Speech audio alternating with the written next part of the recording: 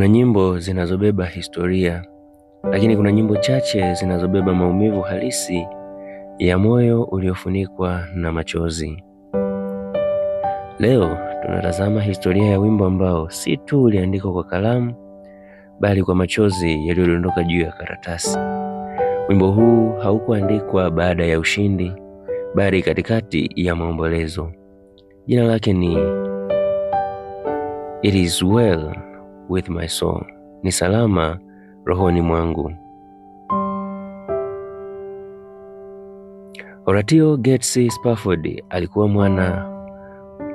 mwanamuziki, lakini pia alikuwa mwana wa imani, Mkristo, mwanasheria, mfanyabiashara, alikuwa mume, lakini pia alikuwa baba. Lakini juu ya yote alikuwa mtu aliyejaribiwa, si mara moja bali mara nyingi. Mnamo mwaka 1871 aliona jiji lake likiteketea. Moto mkubwa wa Chicago ulimeza kazi ya maisha yake, akabaki hana kitu.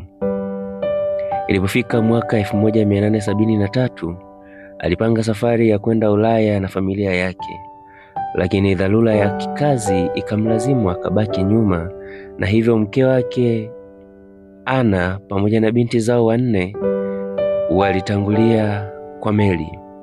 Mabinti zake alikuwepo Annie, Magie, Bessie na Tenata. Walitumia meli ya SS Ville du Havre kuelekea Ulaya wakimtangulia baba yao. Lakini safari haikufika mwisho. Kwa huzuni kubwa, meli yao iligongana na meli nyingine baharini, na kwa muda wa dakika 12 tu ikaenda chini. Huzuni iliyoje, walifariki wote. Binti zake 4 wakaangamia kwenye kina cha bahari.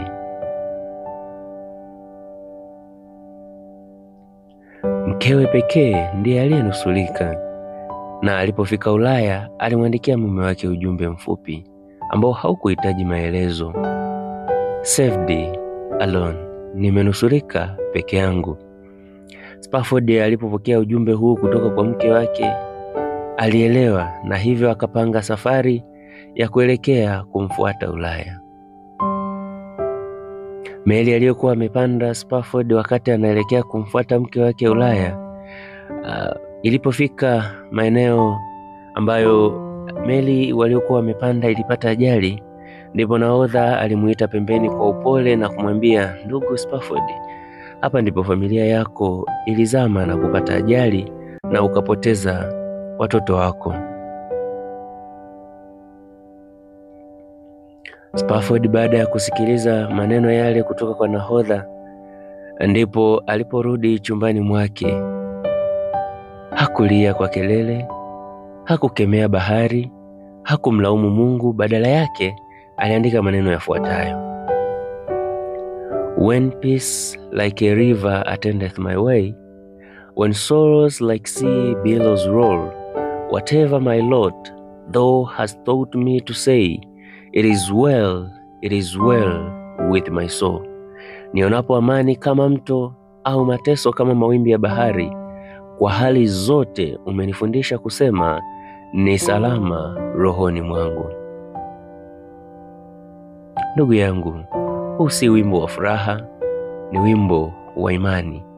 Ni ushuhuda wa mtu ambaye alipoteza kila kitu, lakini bado aliamua kusema, Mungu yu mwema na bado namwamini.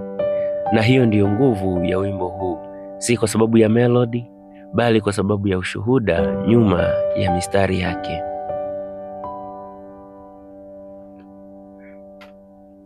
Tumesikia wimbo, lakini tumetazama kilichoandikwa kabla ya kuimbwa. Tafakari, ushuhuda, neema ya neno la Mungu imefichwa katika kila kipande cha melody.